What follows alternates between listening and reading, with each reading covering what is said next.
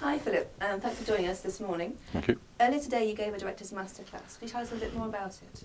Yeah, I was approached by Skillset to come and analyse a couple of scenes that I loved and talk about film craft and that kind of thing.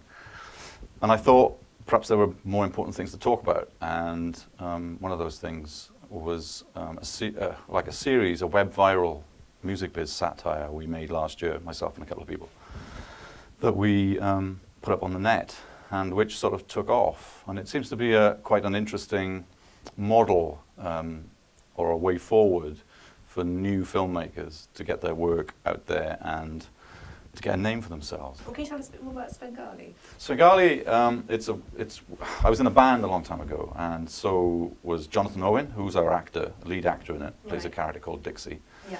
And Dean Kavanagh, the writer, who wrote a film I did called Wedding Bells a couple of years ago, who was a fantastic writer. And we've been trying to find ways of working together and avoiding going through the commissioning process with the TV, broadcasters. So we thought we'd just try an experiment and make this 5-minute episode. And so Dean wrote it, John was in it, I directed it, and we put it up on YouTube without anybody seeing it really. And then YouTube is kind of interesting because people can be quite brutal on it and rude and, It's a good place to get like lots of cool but we didn't get one bad comment about it, and thousands of people watched it, and we thought, wow, okay, sure, we better do another one. But then for the second one, we got Alan McGee, who was the ex-manager of Oasis. He wanted to be involved, so he got sort of put into the story somehow. Yeah. And we had no overarching idea what the story should be. We just knew that Dixie, was our guy from the Welsh Valleys, wants to be a rock impresario.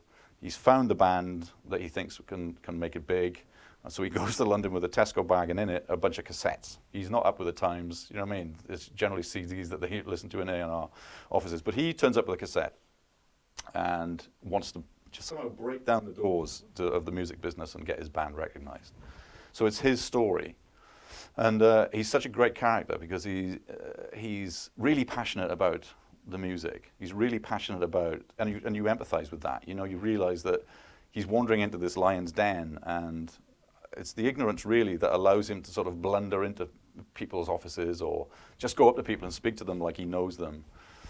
And you understand that he's never going to be defeated. You just realize that this is a guy who somehow is probably going to make it, but he's just got this kind of slightly unfortunate way that makes it kind of funny. So it's a satire on the music business, really. What inspired you to kind of make the project?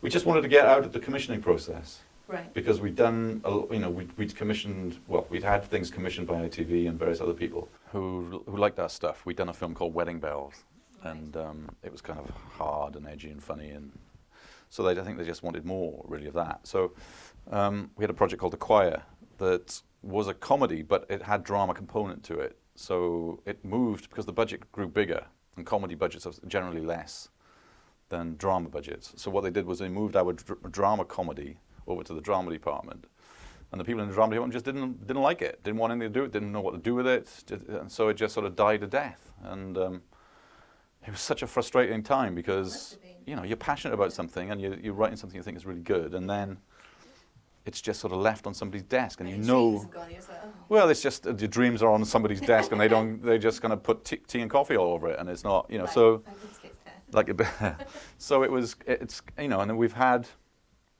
experiences like that, and we thought, well, there must be a way of bypassing that torture.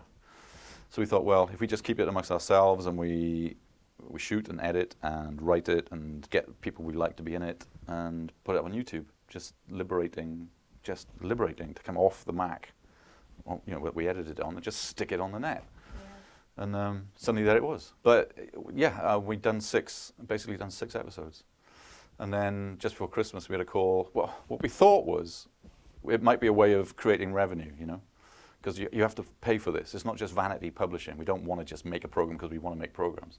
We want to make programs because we want to earn money as a company so that we can make more programs, so that we can pay ourselves to make more programs. So it's a way of generating income. And we thought maybe if we avoided TV completely, if we stayed with the net, then we might get sponsorship, or there might be some way of creating revenue.